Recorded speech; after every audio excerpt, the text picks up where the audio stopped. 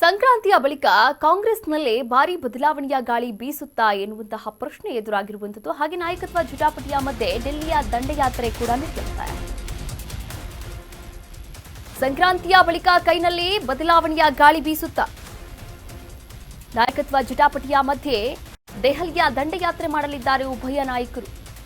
ದಂಡಯಾತ್ರೆ ಮಾಡಿ ಪಟ್ಟ ಗಿಟ್ಟಿಸಲು ಡಿಕೆ ಕೂಡ ತಂತ್ರವನ್ನ ಎಣಿತಾ ಇದ್ದಾರೆ. ಸದ್ಯದಲ್ಲೇ ರಾಹುಲ್ ಗಾಂಧಿ ಲಂಡನ್ ಪ್ರವಾಸವನ್ನ ಕೂಡ ಕೈಗೊಳ್ಳಲಿದ್ದಾರೆ.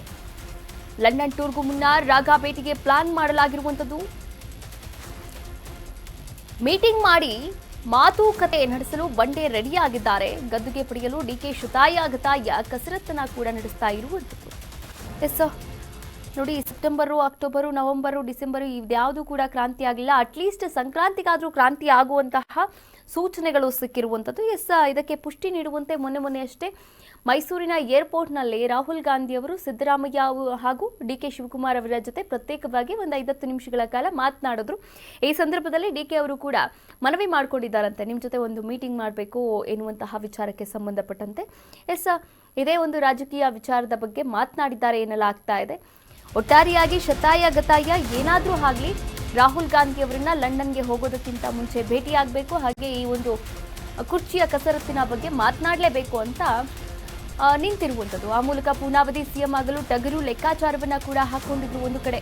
ನೋಡಿ, ಇನ್ನೊಂದೆಡೆ ಅಧಿಕಾರ ಹಂಚಿಕೆ ಮುಂದಿಟ್ಟಿರ್ತಕ್ಕಂಥ ಡಿಕೆ, ದೆಹಲಿ ತಲುಪಿದಂತಹ ಕಾಂಗ್ರೆಸ್ ಪವರ್ ಶೇರಿಂಗ್ ಚೆಂಡು. ಡಿಸಿಎಂ ಡಿಕೆ ಬೇಡಿಕೆಗೆ ವರಿಷ್ಠರು ಅಸ್ತು ಅಂತಾರಾ ಅಥವಾ ಸಿಎಂ ಆಗಿ ಸಿದ್ದುನೇ ಮುಂದುವರಿಸುತ್ತಾ? ಕುತೂಹಲದಲ್ಲಿ ಕಾಂಗ್ರೆಸ್ ಸೀಟ್ ಫೈಟ್ ಮ್ಯಾಟರ್ ಇರುವಂತದ್ದು.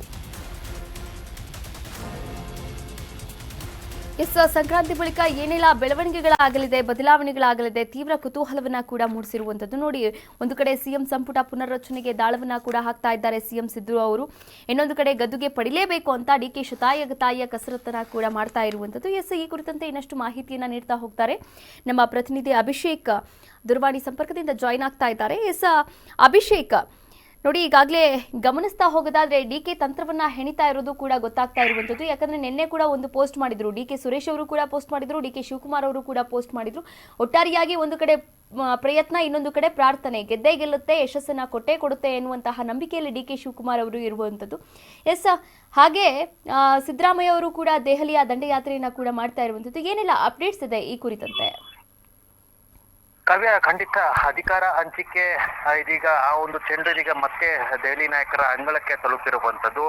ಒಂದು ಕಡೆ ಡಿಸಿಎಂ ಡಿಕೆ ಶಿವಕುಮಾರ್ ಅವರು ಬಹಳ ಸ್ಪಷ್ಟವಾಗಿ, ಬಹಳ ಕ್ಲಾರಿಟಿಯಿಂದ ಈ ಬಾರಿ ಅಧಿಕಾರ ಗದ್ದುಗೆಯನ್ನ ಪಡೆಯಲೇಬೇಕೆಂಬ ಒಂದು ಲೆಕ್ಕಾಚಾರದೊಂದಿಗೆ ದೆಹಲಿಯನ್ನ ತಲುಪುವಂತ ಒಂದು ಲೆಕ್ಕಾಚಾರದಲ್ಲಿ ಇದ್ರೆ, ಇತ್ತ ಸಿಎಂ ಸಿದ್ದರಾಮಯ್ಯ ಅವರು ಹೊಸ ಒಂದು ದಾಳವನ್ನ ಅವರು ಉಳಿಸಿದ್ದಾರೆ.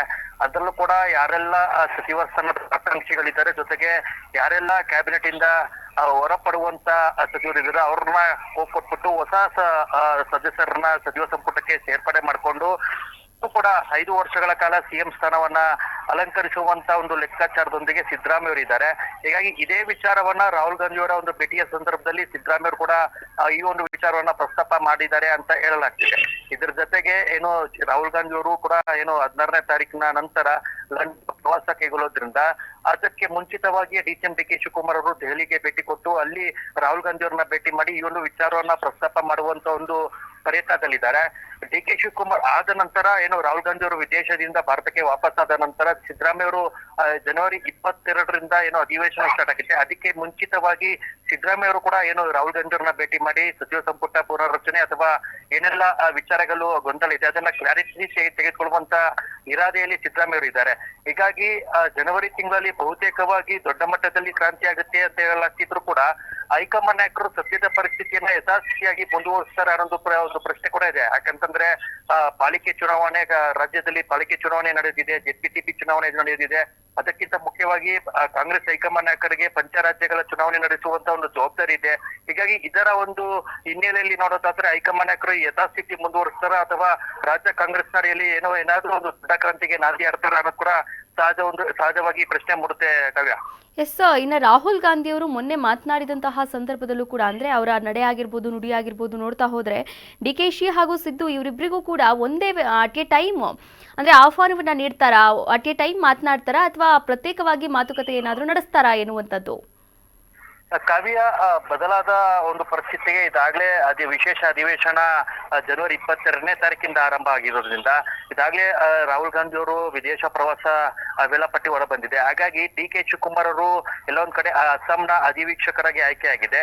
ಹೀಗಾಗಿ ನಾಳೆ ಏನು ಪ್ರಮುಖವಾಗಿ ಈ ಒಂದು ಚುನಾವಣೆ ಉಸ್ತುವಾರಿಗೆ ಸಂಬಂಧಪಟ್ಟಂತೆ ಮಹತ್ವವಾದಂತ ಒಂದು ಸಭೆ ಆಯೋಜನೆ ಆಗಿದೆ. ಆ ಒಂದು ಸಭೆಯ ಒಂದು ಹೆಸರಿನಡಿಯಲ್ಲಿ ಡಿ.ಕೆ. ಶಿವಕುಮಾರ್ ಮೊದಲಿಗೆ ದೆಹಲಿಗೆ ತೆರಳುತ್ತಾರೆ. ಅಲ್ಲಿ ರಾಹುಲ್ ಗಾಂಧಿ ಅವ್ರನ್ನ ಭೇಟಿ ಮಾಡಿ ಅಗತ್ಯ ಇದ್ರೆ ಏನು ರಾಜಕಾರಣಕ್ಕೆ ಸಂಬಂಧಪಟ್ಟಂತ ವಿಚಾರಗಳನ್ನ ಪ್ರಸ್ತಾಪ ಮಾಡುವಂತ ಒಂದು ಸಾಧ್ಯತೆ ಇದೆ. ಆದ್ರೆ ಸಿಎಂ ಸಿದ್ದರಾಮಯ್ಯ ಅವರು ಮತ್ತು ಆಪ್ತ ಬಳಗದವರು ಯಾವಾಗ ಡೆಲ್ಲಿಗೆ ಹೋಗ್ತಾರೆ, ಯಾವಾಗ ರಾಹುಲ್ ಗಾಂಧಿ ಅವ್ರನ್ನ ಭೇಟಿ ಮಾಡ್ತಾರೆ ಅನ್ನೋ ಒಂದು ಕ್ಲಾರಿಟಿ ಇನ್ನೂ ಕೂಡ ಸಿಕ್ಕಿಲ್ಲ. ಹಾಗಾಗಿ ಬಹುತೇಕವಾಗಿ ಅಧಿವೇಶನ ಶುರುವಾಗುವ ಮುಂಚಿತವಾಗಿಯೇ ಏನೋ ಸಿದ್ದರಾಮಯ್ಯ ಅವರು ಪ್ರಮುಖವಾಗಿ ಡೆಲ್ಲಿಗೆ ಹೋಗ್ತಾರೆ, ಅಲ್ಲಿ ರಾಹುಲ್ ಗಾಂಧಿ ಅವ್ರನ್ನ ಭೇಟಿ ಮಾಡ್ತಾರೆ ಅಂತ ಹೇಳಲಾಗ್ತಿದ್ರು ಕೂಡ ಇಲ್ಲೊಂದ್ ಕಡೆ ಅಧಿವೇಶನ ಮುಗಿದ ನಂತರ ಏನೋ ಬಜೆಟ್ ಕೂಡ ಒಂದು ಕಡೆ ಆರಂಭ ಮಾಡ್ಬೇಕಾಗಿದೆ. ಅಧಿವೇಶನ ಆದ ನಂತರ ಬಜೆಟ್ ವಿಚಾರ ಸಲುವಾಗಿ ರಾಹುಲ್ ಗಾಂಧಿ ಅವರನ್ನ ಭೇಟಿ ಮಾಡುವಂತ ಒಂದು ಸಾಧ್ಯತೆ ಇದೆ Kavya. Yes, thank you Abhishek. ತಮ್ಮೆಲ್ಲ ಡೀಟೇಲ್ಸ್ಗಾಗಿ ಧನ್ಯವಾದಗಳು.